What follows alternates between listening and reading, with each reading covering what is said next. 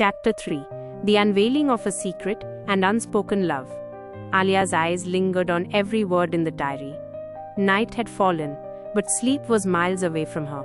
Grandmother Zubaida Begum's voice, as if echoing in those old walls, whispered from the diary pages into her ears.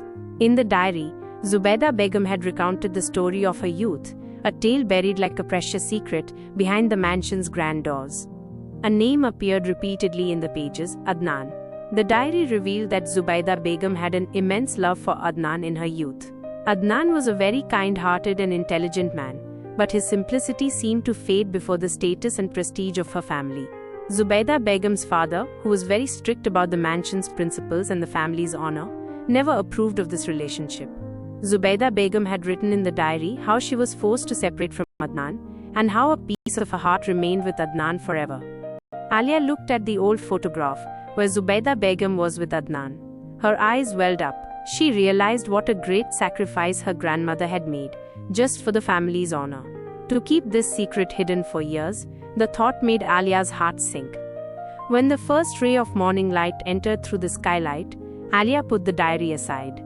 In her mind there was now only one question: who was Adnan, and was his connection still tied to this mansion? That very afternoon, Fariha informed Alia that the proposal from the Siddiqui family for marriage had arrived. "Alia, this is very good news for you. Zain is a very good boy, and a relationship with the Siddiqui family is a matter of pride for us." There was joy in Fariha's voice, but a strange restlessness in Alia's heart. Zain's words about that trunk and the mansion's secrets, was he also a part of this story? Alia told Fariha, "I need some time. I can't make a decision so quickly."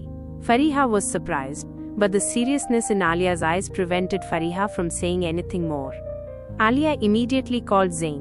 There was no nervousness in her voice that usually accompanies such conversations, but rather a strange courage. "Zain, I need to meet you. I have something very important to discuss with you." Zain asked in surprise. "Me? Right now?" "Yes, right now," Alia said. "About that trunk." Zain agreed, and they met at a quiet cafe. Alia showed him the diary and the photograph. She narrated the entire story of Zubaida Begum and Adnan, a pain in her voice, as if she were narrating her own story. Zain turned the pages of the diary, his eyes carefully reading every word. There was a glimmer in his eyes, but it was no longer a commercial glint, but a sparkle of heartfelt empathy. "So this was the secret of this mansion, and your grandmother endured so much pain?" Zain said softly. Alia raised her moist eyes. "I don't know who Adnan was, or what happened. Grandmother never wrote in her diary where Adnan went." Zain picked up the photograph and examined it closely.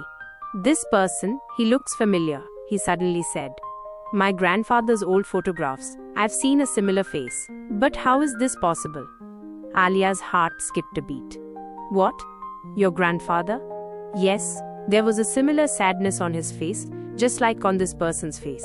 "My grandfather's name was also Adnan Siddiqui." There was a strange certainty in Zain's voice, as if a puzzle was being solved. "I remember, grandmother always used to say that my grandfather had a very great love in his youth, but it could never be fulfilled." Alia and Zain looked at each other. Zubaida Begum and Adnan Siddiqui, were they the same people? Was an untold love story buried between the elders of the very family with whom a relationship was about to be forged? Sunlight streamed into the cafe through the window, and Alia felt as if Zubaida Begum's fragrant shawl was wrapped around them today, unveiling a new secret and bringing forth a truth that was about to change the direction of her life. Both were silent, but in their silence there were thousands of unspoken words. This was not just a relationship about to be forged, it was the unveiling of centuries-old secrets and the confluence of two family stories.